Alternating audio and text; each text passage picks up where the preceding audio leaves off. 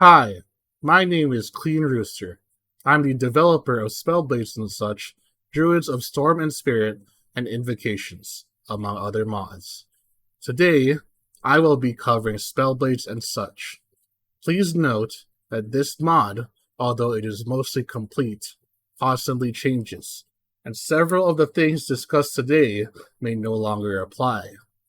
The mod pack used in this video to showcase the mod is called Fantasy MC, which will be linked in the description. Spellblades and Claymores are craftable and give stats relative to their magic school, in addition to a chunk of attack damage. Note that these stats are not as good as a regular sword in terms of attack damage, nor are they as good as a staff from the Wizard's mod in terms of raw magic power. Tier 1 basic Spellblades come with the close range Flourish spell, while Tier 2 specialized Spellblades come with more advanced and powerful spells. Claymores give you a mobility-focused spin attack of their respective element. These spells, when used, give you a buff to attack damage and attack speed based on your spell power. Orbs allow you to move normally while you're casting spells with them, while also giving you a decent chunk of spell haste. They, however, have very little spell power. The armors in the mod include Rune Armor, Magister Armor, Magus Armor, and Herald Armor. All of these armors have varying amounts of reabsorption, allowing you to regain absorption hearts gradually over time, when you haven't been hit for at least 4 seconds. Magus Armor gives a lot of all the basic spell attributes, as well as reabsorption. Herald Armor has special stats that give you spell power based on your attack attribute.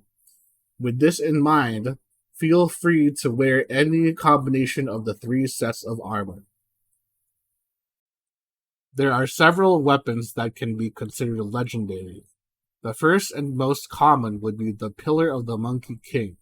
It comes stocked with 3 spells focused on mobility and guerrilla tactics. Starforge is obtained after defeating Magus and comes with all 3 of the T2 Spellblade spells, while having a passive ability to trigger elemental novas back-to-back upon hit. Voidforge is similar, but has spell power based on attack attribute stats instead of flat stats, doesn't have spells, but can use spellbooks. There are currently 4 pieces of jewelry in the mod: Ashes of the Stars, Crystallized Omniscience, Higher Purpose, and the Avatar. 2 of these are named after Path of Exile items. These trinkets have high variation in rolls and are identified upon picking them up, so each one will be likely different. The strongest ashes can give you 150% of your spell attribute as physical damage, while the strongest omniscience can give you 90% of your physical damage as spell power. Both are obtained from Magus and can be rerolled with another of the same type and a Thread of Hope in a smithing table.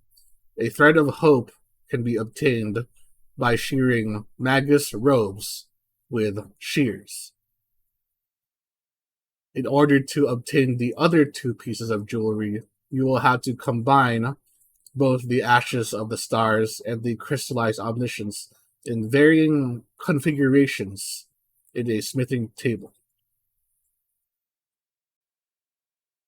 Hexblade Invaders will come to you after a while. You will know that they are focused on you when you receive an ominous message about your magic being noticed. Simply keep using magic to get them to come after you.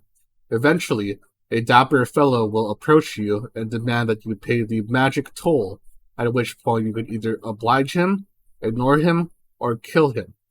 Ignoring or killing the Magister will make him summon more of his friends nearby, and they will attempt to kill you for about a minute before they pack up and leave. Magisters can drop Spellblades, the Hexblade, and Prismatic Pearls, as well as Missive from Magus, which is a bit of a lore hint for the Magus fight. Magus can be summoned in the Glass Ocean dimension with a prismatic pearl. The Glass Ocean can be visited using a Hexblade.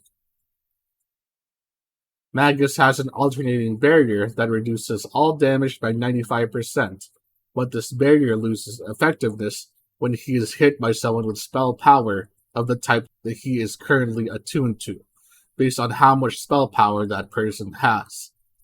Magus alternates between Arcane, Fire, and Frost, and does so accordingly to the spell that he has most recently casted. Spell oils can be found as dungeon loot or dropped from magisters and magus. These oils can come with any spells from all spell engine add-ons. These oils can be picked up with the mouse and applied on an eligible item with right click, binding the spell onto the item. Note that this gets rid of any normal right-click functionality unless you rebind the spell key in the keybinds screen. Pieces of Awakening can be found in Glass Ocean monuments. These, like spell oils, come with random spells from all spell engine add-ons, only up to 1, and can be bound additionally with Awakened Spell, buffing your spell damage and spell haste by 50%.